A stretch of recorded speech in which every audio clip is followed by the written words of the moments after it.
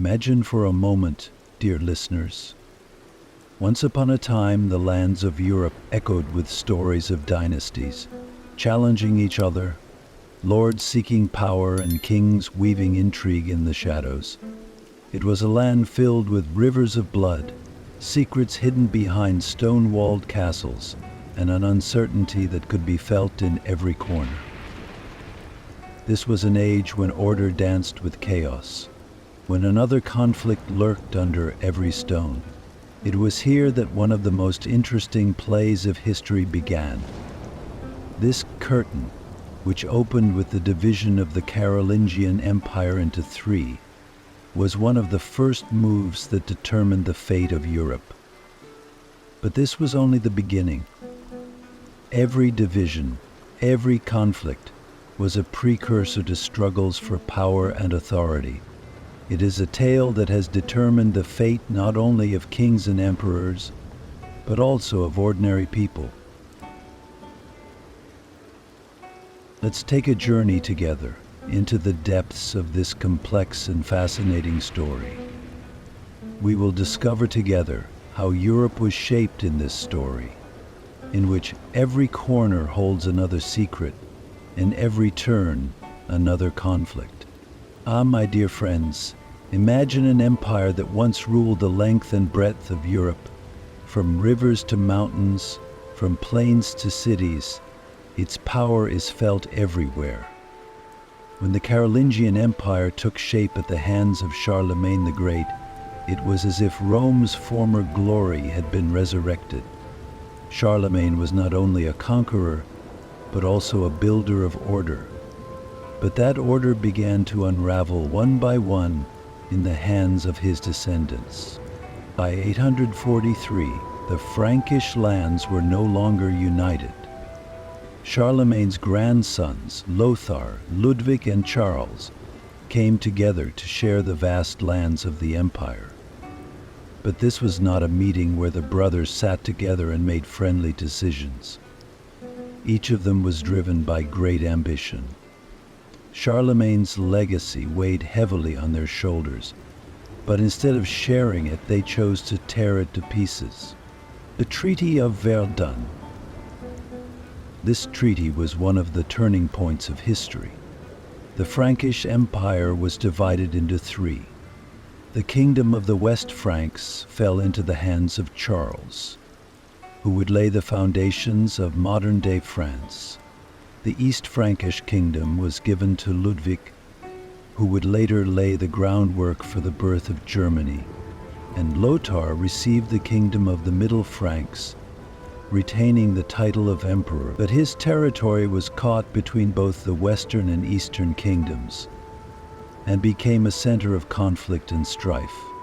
This division reshaped not only the borders of territories, but also the political and cultural structure of Europe. French and Latin culture was gaining strength in the West, while Germanic influence was growing in the East. The Middle Frankish kingdom stood like a bridge between these two worlds. But bridges don't always stay strong, do they? In the years to come, Lothar's lands would succumb to the ambitions of his brothers and become even more fragmented. But was this division merely the result of the ambitions of kings? Or was it deeper than that? The failure of the empire's attempt to coexist with the different cultures and peoples within it? The answer to this question is hidden in the depth of history. Now, let us consider what Europe looked like in the aftermath of this treaty. How did this rupture between brothers sow the seeds of new wars and alliances? In the next chapter, we will look for answers to these questions together. Ah, my friends, as we step into 9th century Europe, let us close our eyes and imagine the chaos of that age. The glory of the Roman Empire had long since faded into the depths of history, and the lands of Europe were writhing in the grip of barbarian raids and civil strife. The central authority of the great empires had been shaken, and peoples were turning to local centers of power to ensure their own security. It was under these conditions that the roots of feudalism gradually took hold of the soil. Feudalism was not a system born overnight. It slowly took shape, took root, and over time became the basis of Europe's social, economic, and political order. At the center of this system was land. At that time, land was not only property, but also the key to power and survival. The lords who owned the land were both protectors and rulers, while the people who worked and lived under them were the cogs in the wheel that kept the land running. Lords, the powerful people who lived in those magnificent castles. But their power came not only from their own abilities, but also from the people who worked their lands and the vassals who were loyal to them. A lord relied on his loyal knights and vassals to rule his land. Knights were not only warriors, but also protectors who had sworn loyalty. They defended their lords with the power of their swords, secured the land, and did not hesitate to shed their blood when necessary. Vassals were another link in this chain. Vassals who came under the protection of a lord pledged loyalty and service in exchange for the land they were given. This service often meant providing military support. But at the heart of this relationship was a bond of mutual trust. The lord protected and provided for his vassal. The vassal obeyed the lord and defended his interests. But at the bottom rung of this order were the serfs.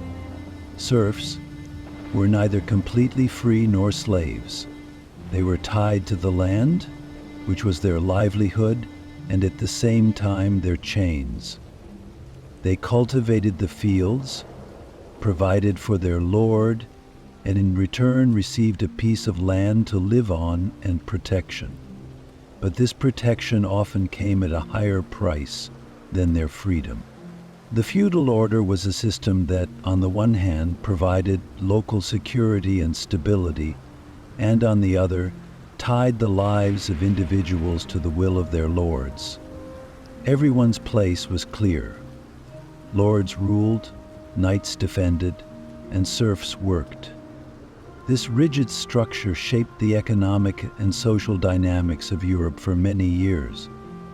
But how did this system spread all over Europe? What conditions made feudalism so powerful and indispensable? In the next chapter, as we seek answers to these questions, we will explore together how the roots of the feudal system deepened and how it shaped the future of Europe. Are you ready, my friends? So, let's continue. My dear friends, I take you now to a turning point in Europe's history. The year is 962. A star is preparing to shine again in the European sky. This star is an empire that aims to revive the glory of ancient Rome, the Holy Roman Germanic Empire. And at the center of this grand scene is a leader named Otto III. Starting his political life as Duke of Saxony, Otto showed great leadership and won the trust and loyalty of the German people. But his story is not just the story of a duke. It is the saga of a leader who changed the destiny of Europe. Otto showed his mastery not only on the battlefields, but also in diplomacy and governance.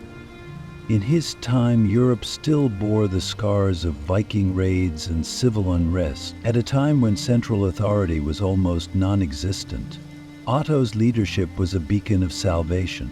Otto succeeded in uniting the various regions of Germany and made great efforts to establish a strong central authority.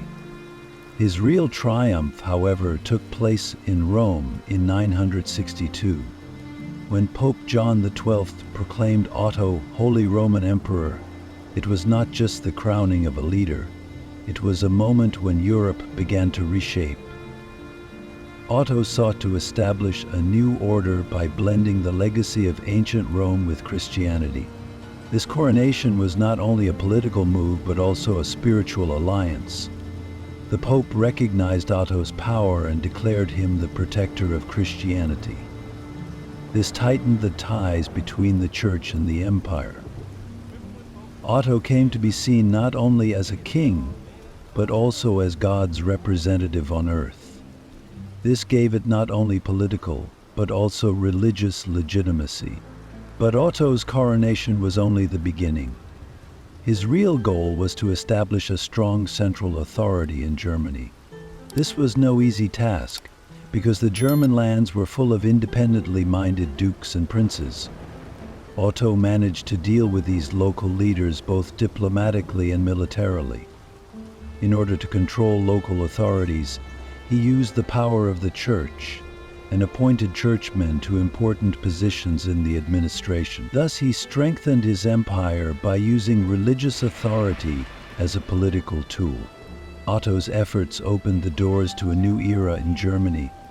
Germany was no longer just a territory, but a united empire. Otto's order laid the foundation for the Holy Roman Germanic Empire, which would shape European history for centuries to come. But would the fate of this empire always be as bright as Otto had imagined? It is at this point, my dear friends, that we must pause and reflect. How would Otto's colossal edifice change the political and religious balance of Europe? Was the Holy Roman Empire meant to be a unifying force or a source of new conflicts? In the next chapter, we will look for answers to these questions and discover together how Otto's legacy is having an impact. Are you ready? So, let's move on. Ah, my dear friends, now I take you back to the late 10th century, to the turbulent lands of Europe, a time when kingdoms were born and dynasties emerged on the stage of history. In those years, an important change was taking place on French soil. The chaotic period following the collapse of the great Carolingian Empire had left France in the shadow of a weak central authority. But 987 was a year that changed this course. A man named Hugh Capet ascended the French throne, and the long and fascinating story of the House of Capet began. Hugh Capet was no ordinary king. His story began as that of an ordinary nobleman, but turned into the saga of a leader who laid the foundations of the future France. Hugh belonged to a powerful noble family. He was known as a duke who ruled over vast territories in the west of France.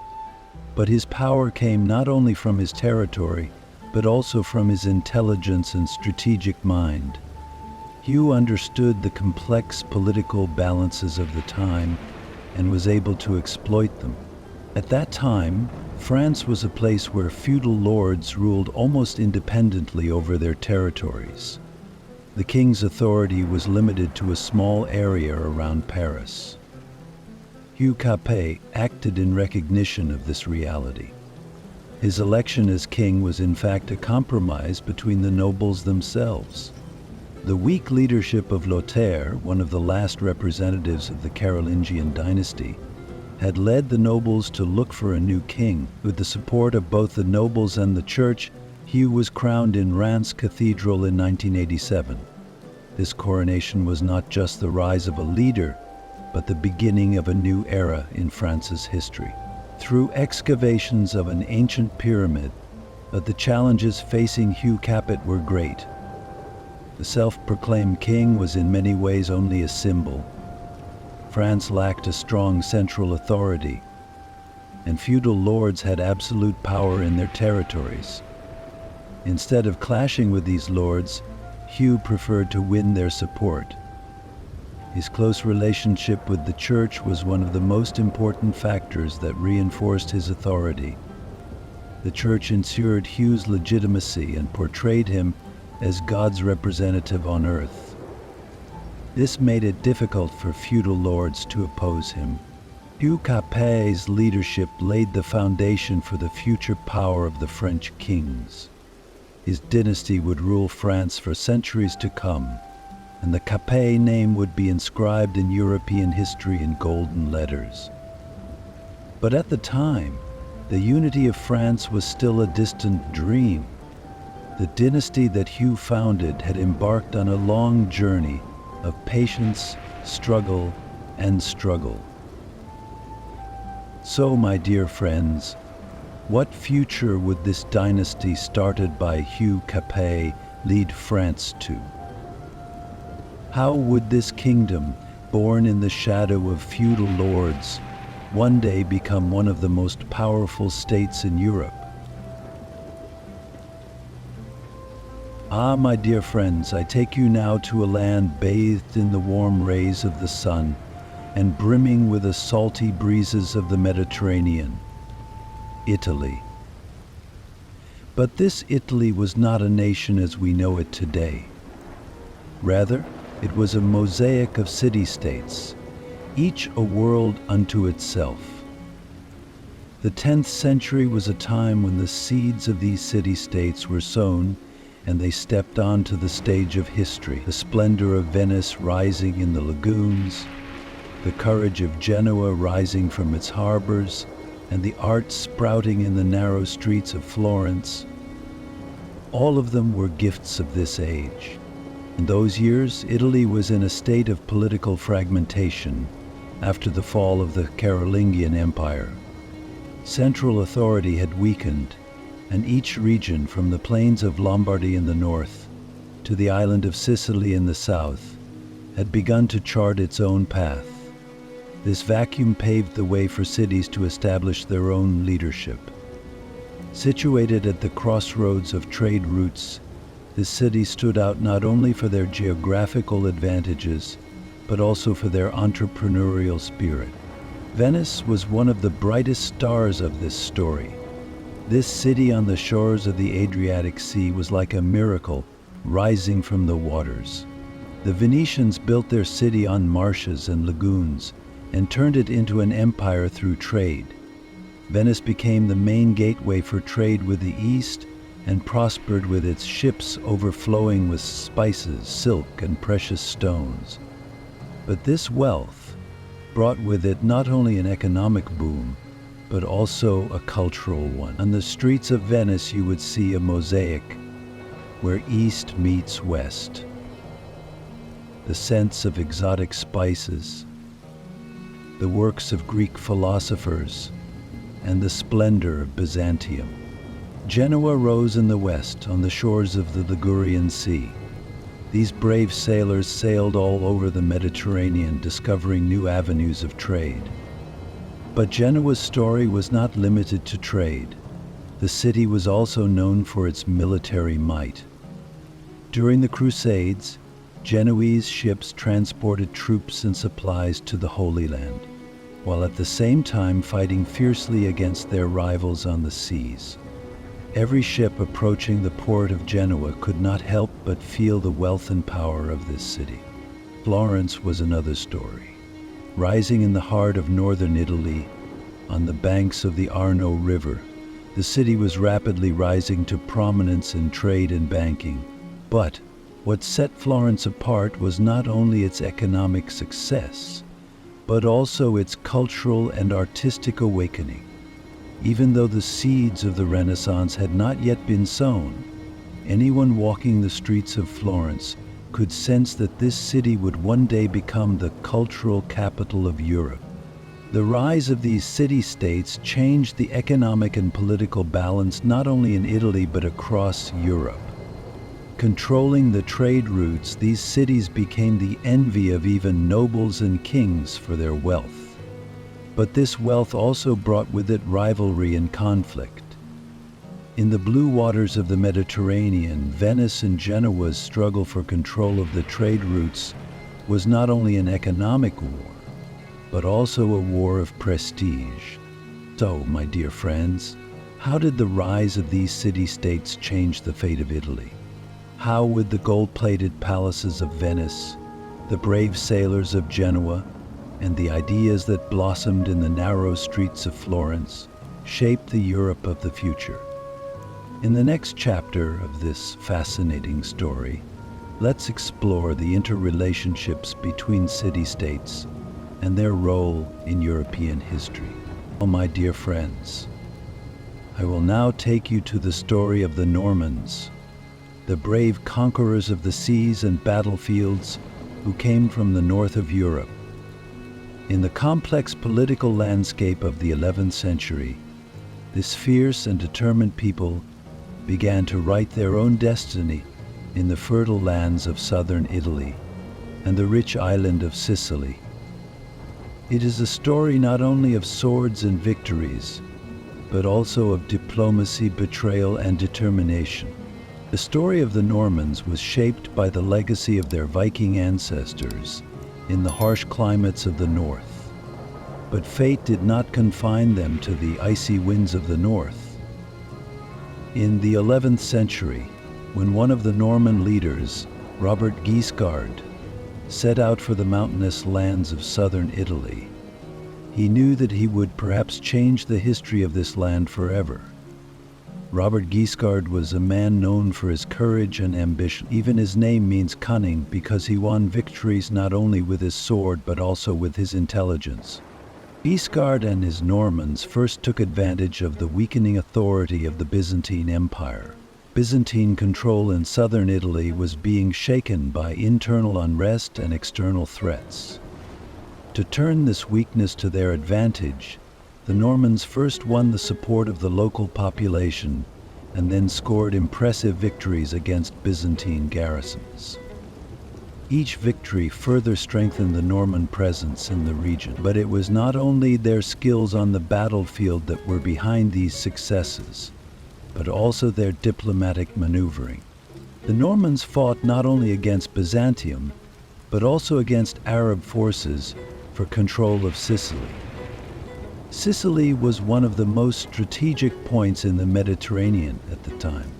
Its fertile soil and its position on trade routes made the island both rich and contested. Robert Guiscard's brother, Roger, played a leading role in the conquest of Sicily. Roger embarked on a years-long struggle to end Arab domination of the island. These wars were not only a clash of swords, but also a clash of beliefs, cultures, and ideals. When the Normans conquered Sicily, they not only established a kingdom on the island, but also built an order in which different cultures could coexist. The Norman kingdom became a unique synthesis of Byzantine, Arab, and Western European influences. Its palaces combined gardens designed by Arab engineers, mosaics decorated by Byzantine artists, and castles guarded by Norman knights. Sicily became one of the most brilliant cultural centers of the Mediterranean during this period. The Norman success cannot be explained by military might alone. In every place they conquered, they managed to cooperate with the local people, respect their customs, and establish a system of government. Southern Italy and Sicily became both richer and stronger under the Normans, but this power has also brought new problems. So, my dear friends, how were the Normans going to rule the kingdom they had established in these lands? Would they be able to keep different cultures together? How long would these new rulers of the Mediterranean shine on the stage of history? We will discover the answers to all these questions together in the next chapter of this fascinating story. My dear friends, I will now take you to the castle of Canossa in northern Italy in the cold winter of the 11th century. In those days, the skies of Europe were darkened not only by snowstorms, but also by the clash of two great powers, Heinrich IV, the Holy Roman Emperor, and Pope Gregory VII. A struggle that marked a turning point in the boundaries of kings and spiritual leaders alike. And it was in front of the stone walls of Canossa that the most dramatic scene of this conflict took place. The defense boxes were moved, ready for a new occupant. Heinrich IV was an ambitious and authoritarian ruler who ascended the throne at a young age, but his reign was characterized not only by court intrigue, but also by a major conflict with the papacy. Pope Gregory VII was a reformist leader who advocated the independence of the Church and believed that spiritual authority should be above secular powers. These two powerful figures laid claim to the future of Europe. It was the issue of the right of investment that sparked the conflict. While the emperors claimed the right to appoint bishops and other church officials, the Pope argued that this power belonged exclusively to the Church. This debate reached its climax in 1076, when Heinrich declared that he had deposed the Pope. Gregory, however, was not a leader to give in, so he excommunicated Heinrich, calling into question the legitimacy of the emperor in the eyes of the people and the nobility. Excommunications was not only a religious sanction, it was also a political coup. Heinrich's authority was shaken and his throne threatened. The rebellion of the nobles and popular unrest left the young ruler in a desperate situation. And so, on a freezing January day in 1077, Heinrich set out for Canossa to win the Pope's forgiveness. He agreed to appear before the Pope not only as a ruler, but as a sinner. When he arrived at Canossa Castle, even its stone walls seemed to feel the weight of this historic moment. Heinrich, unbecoming an emperor, barefoot and wearing a monk's habit, waited 3 days in the snow for the Pope's forgiveness. This image was engraved in European history with the phrase, "going to Canossa." It became a narrative symbolizing submission to power. Pope Gregory VII finally pardoned Heinrich. But this pardon was neither a victory for the empire nor for the papacy. It was merely a momentary diffusing of tensions. This conflict between the papacy and the empire was only one stage in an ongoing struggle in Europe over whether the church or the state would prevail. What happened at Canossa was a harbinger of future conflicts, for neither Heinrich was willing to give up his throne, nor Gregory his spiritual authority. So, my dear friends, how would the balance of power in Europe be shaped after this event that echoed in the stone walls of Canossa Castle? What new scenes would this conflict between the Church and the Empire lead to in the future? Here we will continue our journey to discover the answers to all these questions together. Now, think about it, dear listeners. I am going to tell you a story that takes us through the misty valleys of time to 12th century France. The France of those days was a chaos, from the countryside to the cathedrals. On every corner, a feudal lord ruled his own little world. These lords had established absolute authority over their peasants and had come to see themselves as independent even from the king. The kingdom, like a shadow, had real power only on paper. At just such a time, a young and determined king appeared on the scene, Philip Augustus II. Even in his youth, it was as if Philip Augustus knew very well the role that history had assigned to him. In his eyes, the unbridled power of the feudal lords was an obstacle not only to France, but also to his own legacy. But Philip was different from other kings. He was clever, patient, and most importantly, he would soon prove to be a genius at strategy. His story was the struggle of a powerless king to restore honor to the crown. Philip's first move was to find the cracks between the feudal lords and deepen them. In those days, feudal lords were constantly at odds over borders and territories. Philip took advantage of these conflicts. The feuding lords could not object to the king intervening as a powerful arbiter. Of course, after each mediation, Philip's power was strengthened a little more, and new territories were added. Imagine, with every dispute he won, the crown of the kingdom became a little more secure. But Philip was not content with diplomacy alone. He also knew how to take up the sword when necessary. Normandy, in the north of France, was a great source of power for the English. Philip fought on many fronts against Richard the Lionheart, King of England. But King John, who had succeeded to the English throne after Richard's death, was a much weaker opponent. Philip seized the opportunity and made Normandy part of the kingdom. This victory was a turning point, not only gaining territory, but also rebuilding the king's authority in France. One of Philip's greatest achievements was to limit the power of feudal lords to raise their own armies. Imagine, dear listeners, there was a time when every lord could act as a petty king in his own castle, mobilizing his own army. Philip was determined to overthrow this system. He taxed the feudal lords, centralized control of the armies, and thus put the king's authority like a seal on the law. Paris became the new heart of France at this time. Philip Augustus' Paris was no longer a provincial city, but the artery of the kingdom. Of course, dear friends, these achievements were not easily won. Philip had to contend not only with external enemies, but also with the intrigues of his own nobles. Every success triggered another rebellion. Every victory brought a new challenge. But Philip's determination enabled him to overcome all these obstacles. His decisive leadership shaped not just an era, but the future of France.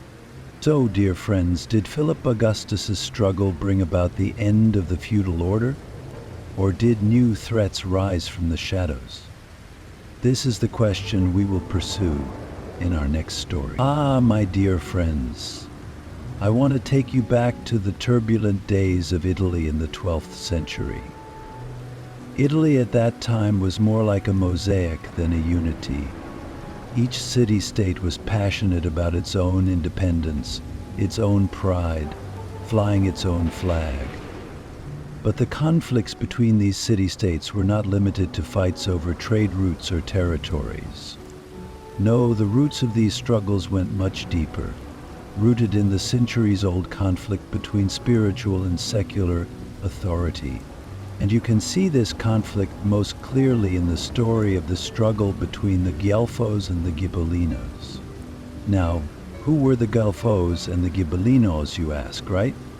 The Guelfos, the Papists, were a group that defended the political and spiritual authority of the Church in Italy. For them, the Pope was not only God's representative on earth, but also the highest authority above politics.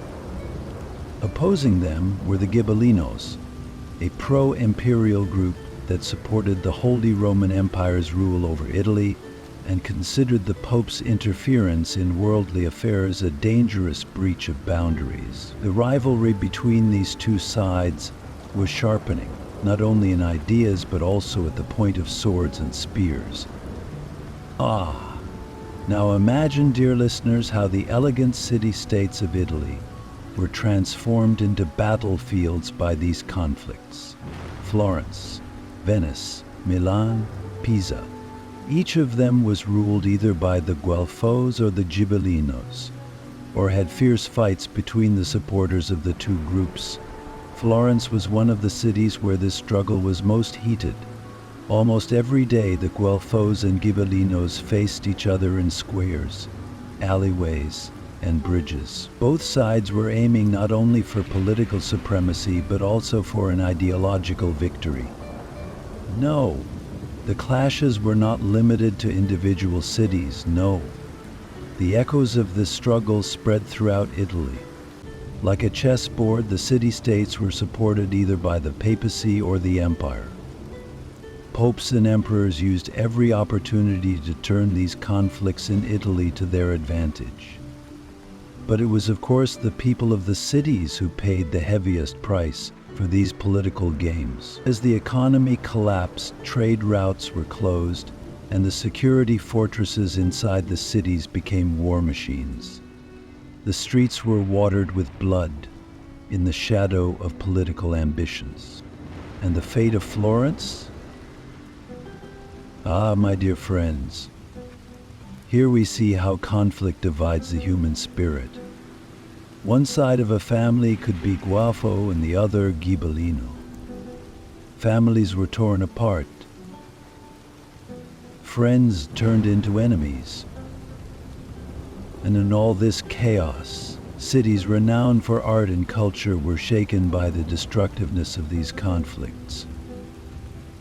Theaters were empty, markets were silent, stonemasons were forced to hold swords. But on the other hand, the tensions created by these conflicts were preparing the political and intellectual ground that would later contribute to the birth of the Italian Renaissance.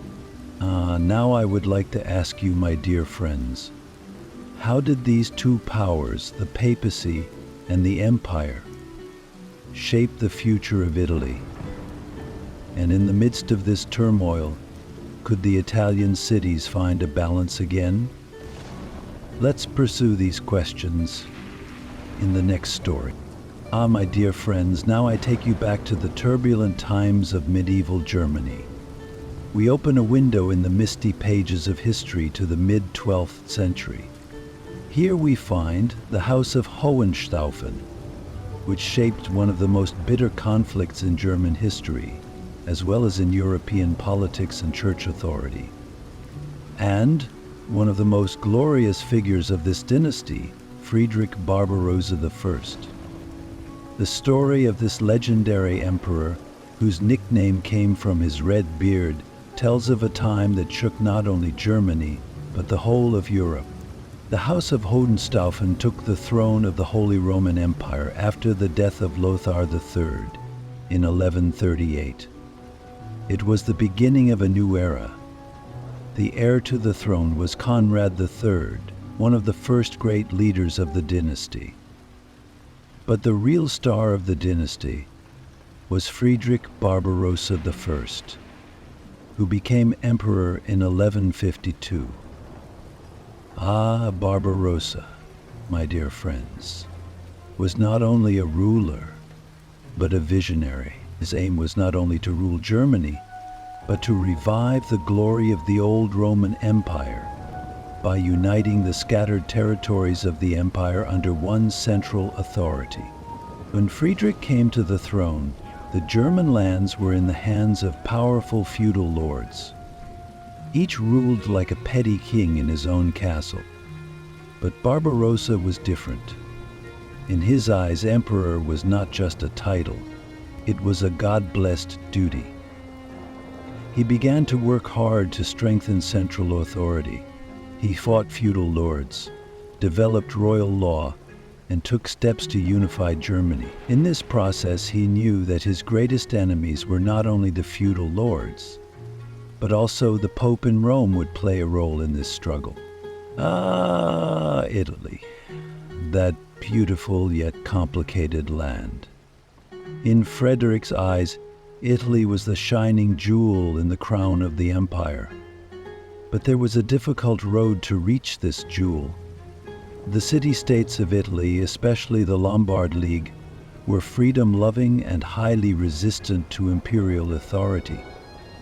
Moreover, the Pope never missed an opportunity to limit Frederick's influence in Italy. This endless conflict between the empire and the papacy was one of the great conflicts that shaped politics throughout history. In 1158, Friedrich embarked on an Italian campaign with a large army. His aim was not only to subjugate the cities of Lombardy, but also to balance papal authority and demonstrate the power of the empire. But my dear friends, things were never as easy as he wanted. The cities of Lombardy united to defend themselves and strengthen their resistance. In the narrow streets and fertile plains of Italy, fierce battles were fought between imperial troops and the troops of the city-states. The Battle of 1176 at Legnano was the culmination of these conflicts. The victory of the Lombard League was a heavy blow for the empire, and Friedrich was forced to recognize the independence of the Lombard cities. But this defeat did not dampen his ambition. On the contrary, he remained at the peak of his power in Europe. His relations with the papacy became even more complicated. Friedrich tried to redefine the balance of power between church and state. The Pope in Rome remained one of his greatest rivals. But my dear friends, even a leader like Barbarossa did not have the power to completely overthrow the centuries-old influence of the Church. However, his era became a symbol of the efforts to consolidate the power of secular authority in Europe.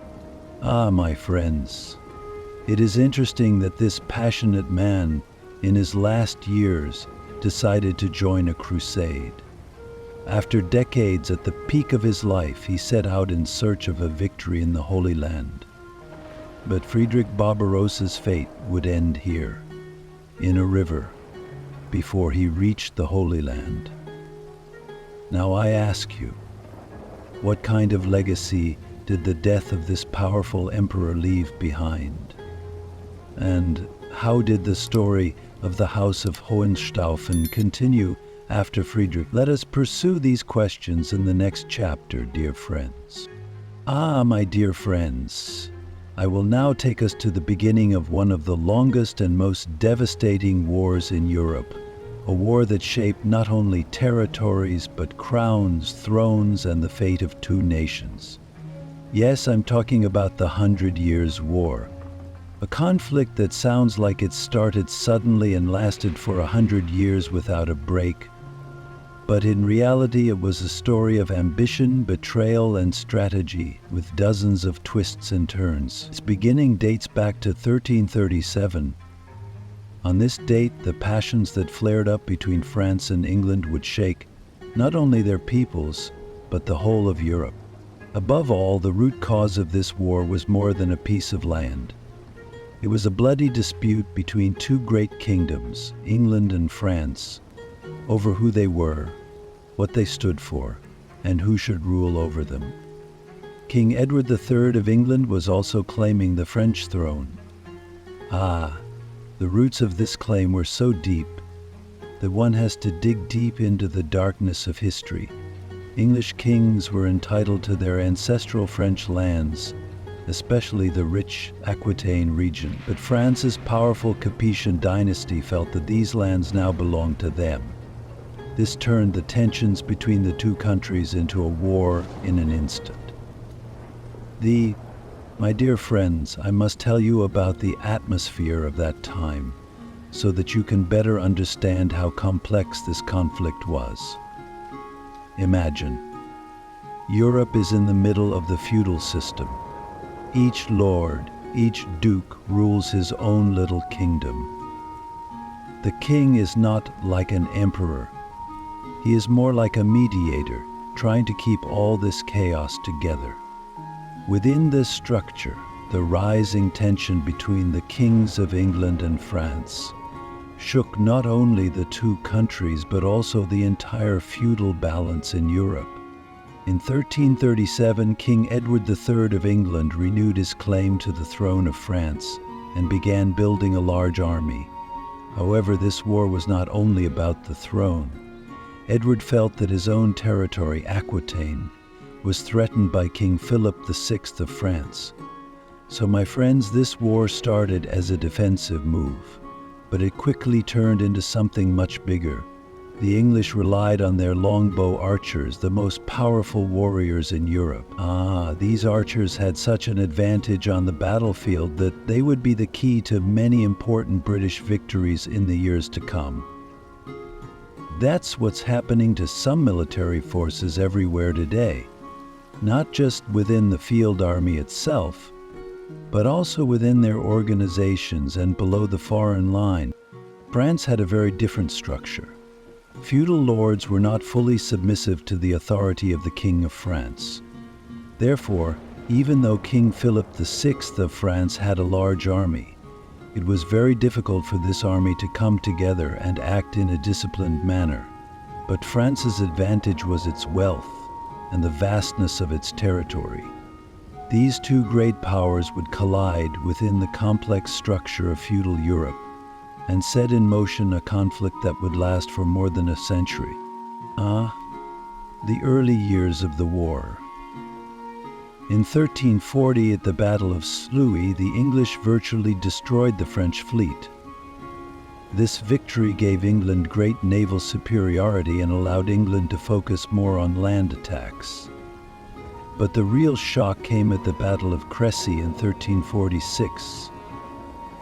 The English longbowmen defeated the French cavalry, and this battle marked the beginning of an era that would bring the end of feudal chivalry. My friends, this war was not only a war of armies, but also of peoples. The feudal system was slowly collapsing, and a new order was being born. The king and the kingdom were replacing the lords and overlords, and the concept of national identity was blossoming. This long struggle between England and France would profoundly transform both countries. But how did this war unfold? What major transformations did it bring about in Europe, and who emerged victorious in the end? In the next episode, we will witness the bloodiest and most critical moments of the 100 Years' War together, my dear friends. My dear friends, once again we embark on a journey to the heart of Europe, to the Holy Roman Empire. This empire, despite its name, was neither holy nor directly related to Rome. Yet, throughout the Middle Ages, it rose as a major center of power on Europe's political, religious, and cultural stage. By the 14th century, however, the foundations of this glorious edifice were beginning to crumble, and one crisis after another erupted. At the center of this period was Karl VI, and the deep dynastic struggles during his reign. Now I am going to take you to the center of this chaos. When Karl VI ascended the throne as Holy Roman Emperor, the imperial territory was vast, but also fragmented. Karl had to rule as a mediator, a balancer. The empire was made up of German principalities, free cities, and different ethnic communities. But my dear friends, what marked the reign of Karl VI was that this fragmented structure could no longer hold together. Dynastic crises gave rise to endless arguments and conflicts over who had the right to the throne. The emperor was struggling to keep this fragmented political structure together while trying to preserve the power of his dynasty. The different dynasties claiming the throne plotted endlessly against each other. My dear friends, I feel as if I have witnessed many of these intrigues, secret deals, and treacherous maneuvers myself. The weak rule of Karl VI deepened these struggles, so much so that some princes formed their own armies and began to act almost as independent kings. This not only undermined the central authority, almost completely dysfunctional.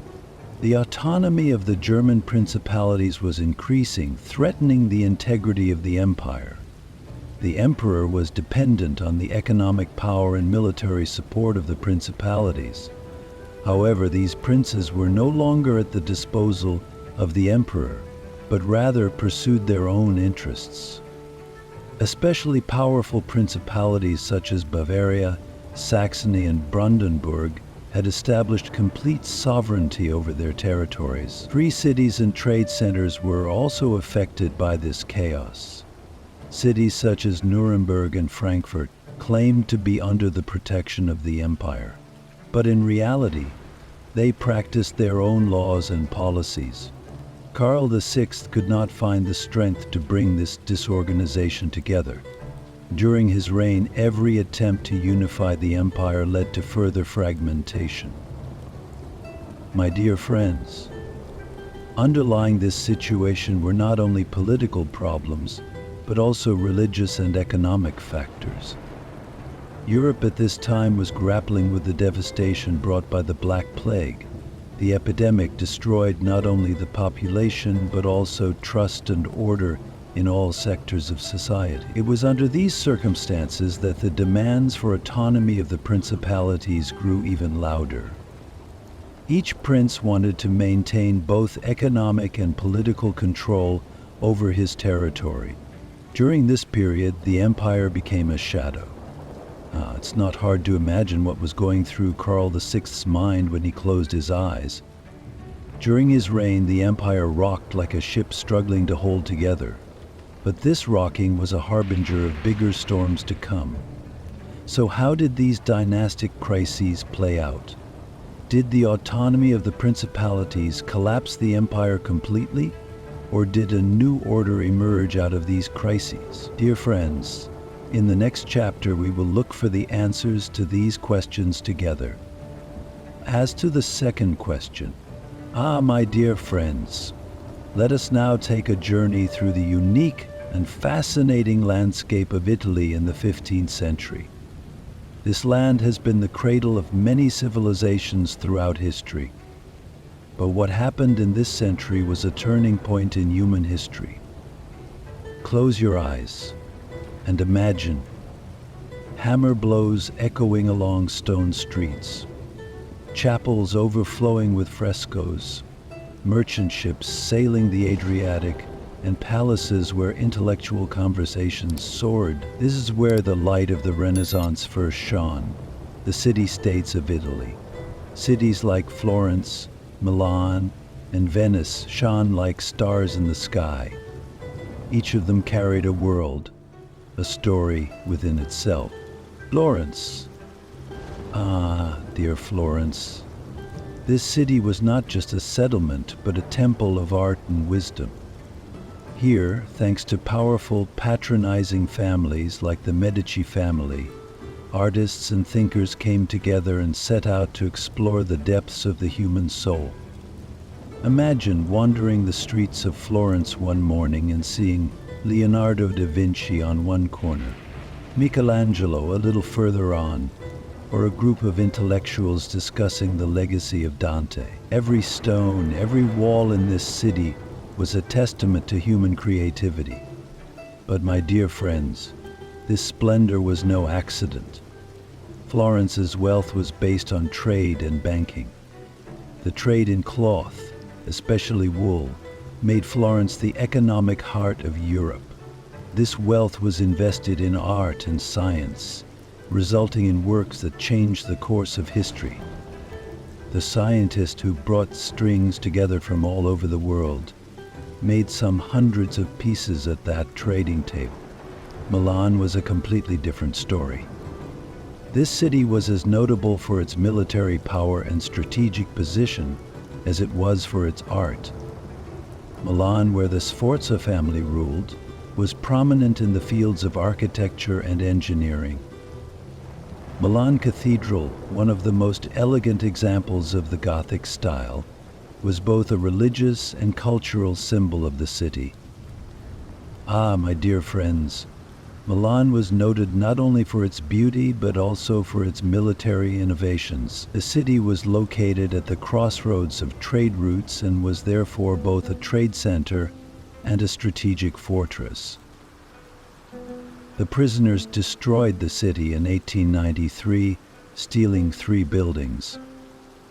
The house of the vice-generals, and President Hermann Göring, the youth who had captured the prisoners of trade school, and Venice, the city of islands and canals. Venice was more like a dream than a city. This city ruled the world with its maritime power and was a bridge between East and West. Venice's wealth came from the spice trade. Spices from distant lands were gathered in Venetian ports and distributed all over Europe. But it was not only the trade that made Venice unique.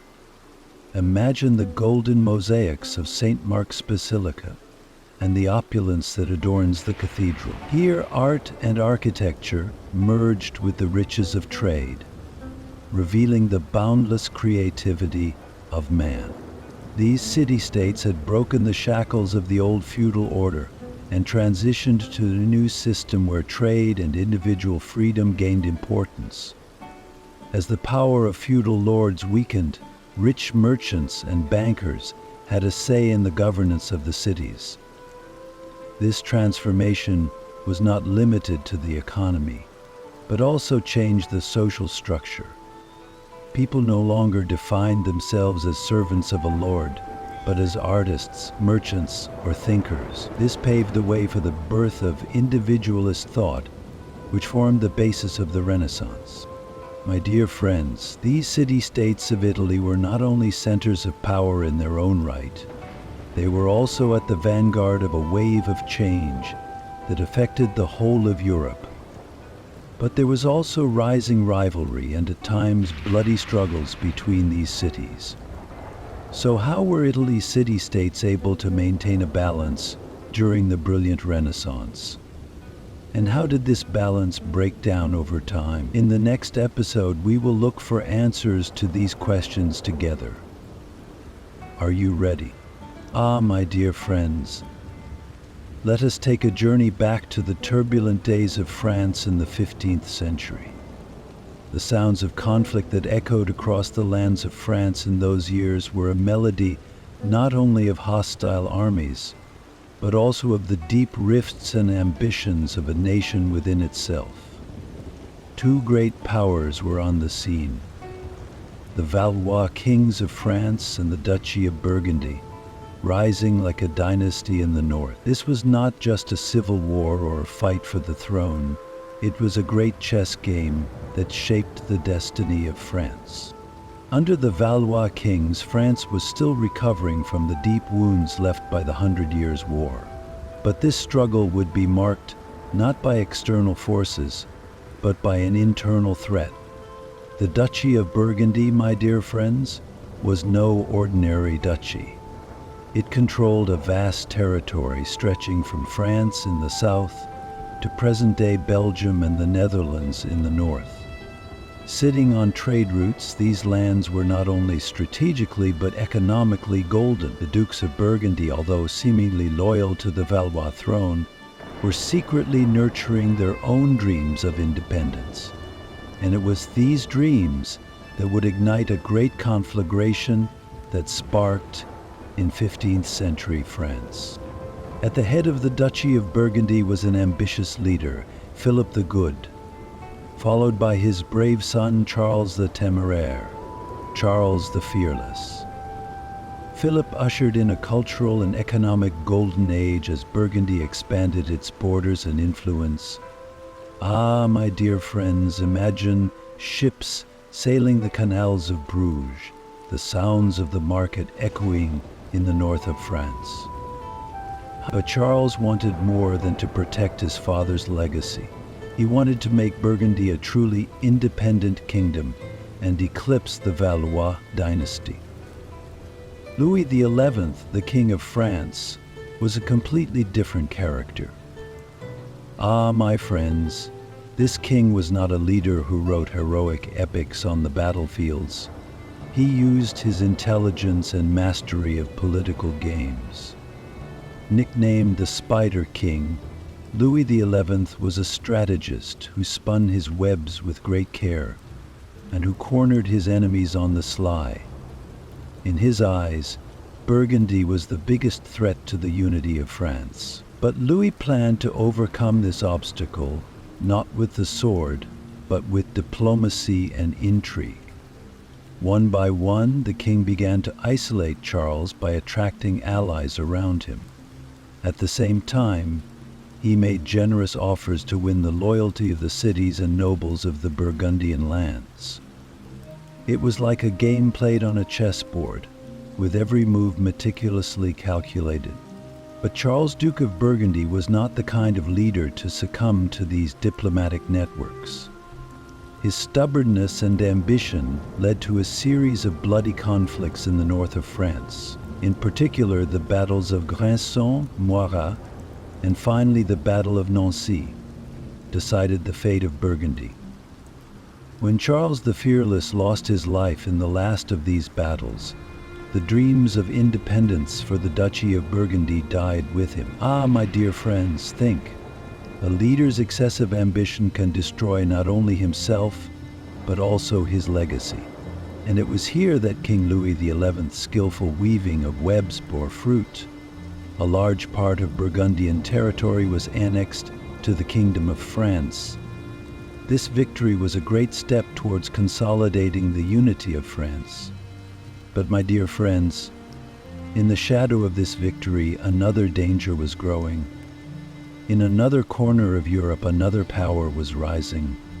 So what new threats would the Valois dynasty face after the fall of Burgundy? Here in the next episode, we will seek the answer to this question together. Are you ready? Ah, my dear friends, let me take you back to the depths of the 16th century. Do you hear footsteps echoing across the lands of Germany? This was not the sound of an ordinary age, but the beginning of a great transformation. As the heavy chains of the feudal order cracked, a revolution in which religion and politics were intertwined was being born in the heart of Europe. And this revolution was called the Reformation. It was a movement that began with one man's faith in God and in man. Oh, my dear friends, who has not heard of this man? Martin Luther. Now close your eyes and imagine. Wittenberg, a small town in the heart of Germany. In its quiet streets, with the distant echo of a church bell, a man walks towards the church door, papers in hand. When this man, Martin Luther, nailed the 95 Theses that would shake the Catholic Church to that door, did anyone understand what was happening? Of course not, but this humble act sparked change that would reach across the ages. Luther rejected the heaven that the Church was selling and argued that people could be saved by faith alone. Oh, what courage! In the eyes of the clergy of the time, these words were mere blasphemy. But Luther stood firm in his faith in God. The repercussions of this movement were not confined to the Church, my dear friends. As soon as the feudal lords heard Luther's ideas, they realized that this new wave of faith could serve their interests. In those years, the German lands, although seemingly united under the Holy Roman Empire, were actually made up of hundreds of small principalities. By supporting Luther's movement, these self-interested lords saw an opportunity not only for spiritual freedom, but also for political and economic independence. Challenging the authority of the Church and the Empire, these feudal lords now dreamed of ruling their own lands independently of Rome. But my friends, such a great change, of course, could not take place without conflict. The wave of the Reformation split the territory of Germany in two. Conflicts between Catholics and Protestants led to bloodshed not only in the church halls, but also on the battlefields. Peasants, inspired by Luther's teachings, rose up against their lords. The Great Peasants' War that began in 1524 was proof of how this religious movement turned into a social revolution. But unfortunately, this rebellion had a bitter end. While the lords crushed the uprising with an iron fist, even Luther preferred to defend the establishment rather than side with the peasants. Because for Luther, this movement was about spreading the word of God, not about turning society upside down. And in the midst of all this turmoil, the Holy Roman Emperor Karl V was dealing with both Protestant princes and external threats to Europe. The emperor went to great lengths to suppress Luther's teachings and restore the authority of Rome. But, my friends, the balance of power was shifting. The Protestant princes united against the emperor, forming an alliance called the Schmalkalden League. These religious and political conflicts eventually led to the shaping of the territory of Germany. The 1555 Peace of Augsburg introduced the principle of cuius regio, eius religio, meaning that each prince would have the right to determine the religion of his territory. It was a triumph of political autonomy rather than a religious peace. Ah, my dear friends, think about it. When Martin Luther hung his theses on that church door, did he imagine that he would be the pioneer of such a great transformation? The Reformation was not only a religious movement, but also a time when the feudal structure began to crumble and the foundations of modern nation-states were being laid. But, my dear friends, the ripple effect of Luther's teachings was not confined to Germany. And how would this new faith resonate in other corners of Europe? Are you ready to hear how a king in England, combined with his own personal ambitions, will revolutionize the world? This story awaits you in the next episode, the one where a similar saint of scholasticism betrays the actual head of his church. Let's fly now into the world of velvet. My dear friends, let me now take you back to the depths of the 17th century, to the corridors and grand halls of the magnificent palaces of France, and the reign of a monarch whose throne was unshakable. It was a transformative time, not only for France, but for the whole of Europe. When Louis XIV, the then reigning monarch, took the throne, he was determined to end the power of the once influential local lords who ruled in the shadow of France's feudal structure. Now close your eyes and imagine. In 1643, a 5-year-old boy sits on the throne. Louis XIV was still very young when he ascended the throne of France. But it was the beginning of a great transformation when he made his name known throughout Europe.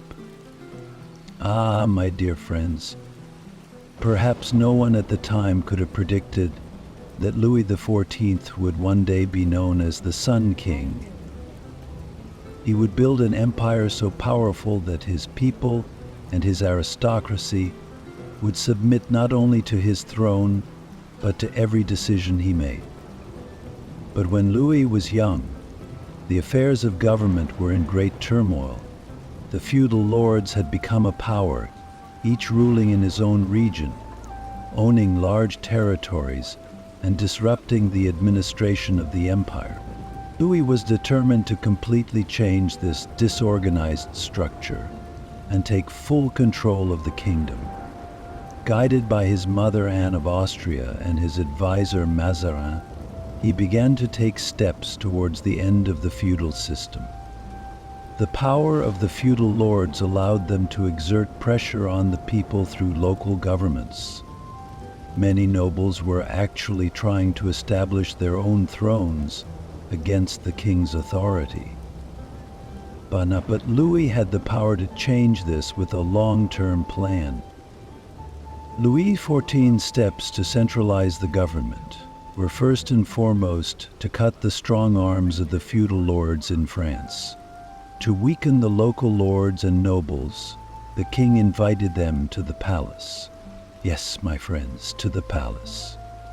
The great majestic corridors of the Palace of Versailles, the castle where the feudal lords once sat, was the place to break their power. The king wanted to make the nobility feel how valuable they were, but in reality he was their worst enemy. Versailles had become a place that symbolized Louis's absolute power, where the nobles had to determine their place by following the king's every step. Imagine, where once feudal lords could rule freely over their lands, now they had to act at the slightest signal from the king. And this palace was not only a center of administration, but also a symbol of power.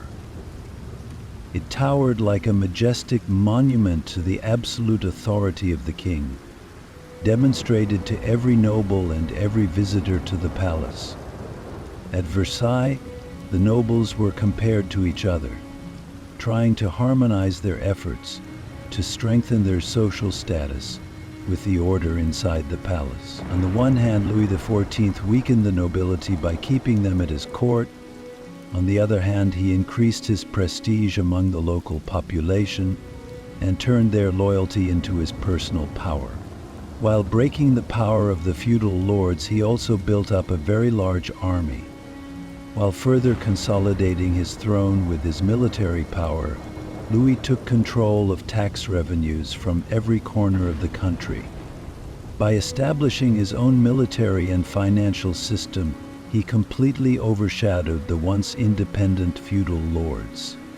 There was now only one monarch in France, and that was Louis XIV. Louis XIV was so powerful that his palace grew larger and more magnificent every day, while at the same time he held all the economic and military power of the state. The end of the feudal structure symbolized not only the loss of power of a class of nobles, but also the centralization of the state. France was now ruled by an absolute monarchy under Louis XIV. Louis seized every opportunity to consolidate his reign. When he uttered the words, "L'État c'est moi," meaning "I am the state," he believed that he was the sole owner of not just a monarch, but the soul of all France. But, my dear friends, this absolute power was to come at a heavy price. Louis's tight control over the people extended to every aspect of the state. The kingdom was surrendered to the will of one man. But in time, what would this absolute monarchy look like, and where would it take France? Could such great power be sustained indefinitely? And so, my dear friends, we come to the end of another historic journey. Today we have brought you a glimpse into the depths of the past, of unforgettable events, revolutions, kingdoms, and struggles. We have seen that every age has created its own heroes and its own darkness, sometimes shaped by despair, sometimes by the magic of victory. But there is always one thing: change. Time has carried the traces of all these events to us, and we have followed in the footsteps of the past. Each period of history shows how complex and diverse and yet interconnected life is. Kings, emperors, wars, revolutions. All these were part of the processes through which the people who were once alive left their mark, not only on their own time, but also on us. The mysteries of the past are sometimes wrapped in the secrets left behind by a vanished civilization, sometimes in the souls that witnessed the collapse of an empire. But everything was somehow connected. Each event sowed the seeds of another era in a historical flow. And this flow creates the moment when we are here today, sharing these stories. Yes, this is very valuable because we have crossed paths before, but as sudden recognition can be valuable anytime during our simple daily lives. So, today we have not only told you about history, we have also shared with you the fabric of history, the thoughts, feelings, and struggles of the people who shaped it. While they witnessed great and gigantic changes in their own time, perhaps they could not imagine that someone like us would look at them and give them a historical meaning, that we would examine them in depth. But there is a truth. The bridge between the past and the present is strengthened when we remember these stories and carry what we have learned into the future. And now, dear friends, I would like to end this journey with a question. What kind of a future can the lessons of the historical events we study today lead us towards? Does fate always move in one direction, or do we forge new paths with the seeds of the past?